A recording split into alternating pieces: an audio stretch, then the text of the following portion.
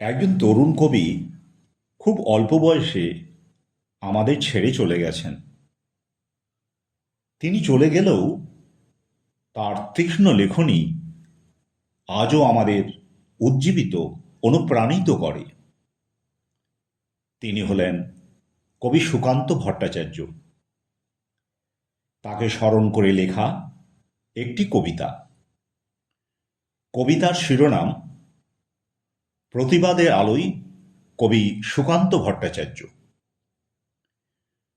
তুমি শোষিত, নিপীড়িত ও শ্রমজীবী মানুষের বশ্যতা ও পরাধীনতার গ্লানিকে অস্বীকার করে বিদ্রোহের আগুন জেলে তোলার আহ্বান জানিয়েছিলে তোমার পৈলামের কবিতা ৪৬-এ।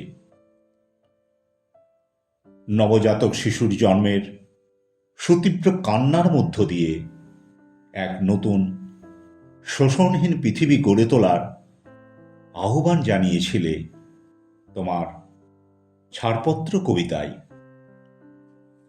খর্বদেহ নিঃসহায় হওয়া সত্ত্বেও নবজাতকের মুষ্টিবদ্ধ হাত ছিল আগামীর সংগ্রাম, প্রতিবাদ ও দৃঢ়প্রতিজ্ঞার প্রতীক।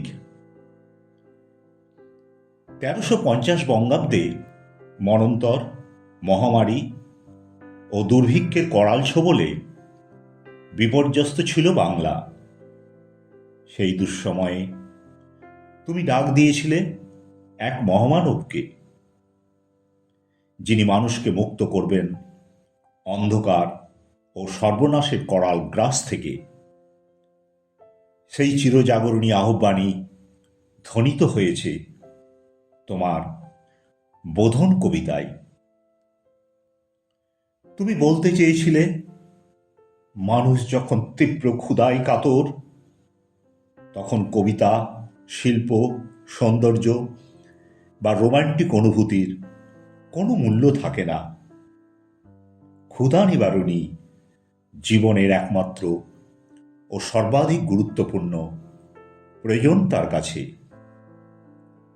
তাই তুমি চাঁদকে স্নিগ্ধ সৌন্দর্যের প্রতীক হিসাবে না দেখে ক্ষুধার্ত মানুষের চোখে তাকে ঝলসানো রুটি হিসাবে কল্পনা করেছিলে তোমার হে মহাজীবন কবিতায়।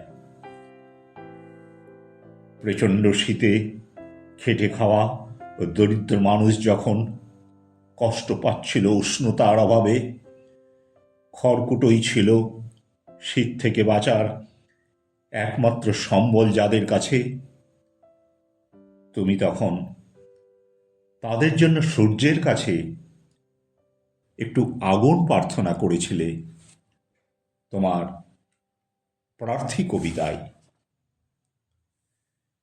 হে বলিষ্ঠ প্রতিবাদী কবি, তোমার অকাল প্রয়াণে আমরা গভীরভাবে শোকাহত। আবার তুমি ফিরে এসো শত শত মায়ের কোলে, এই পবিত্র ভারতভূমির বুকে। কলমে ও কণ্ঠে রবীন্দ্রনাথ সরকার।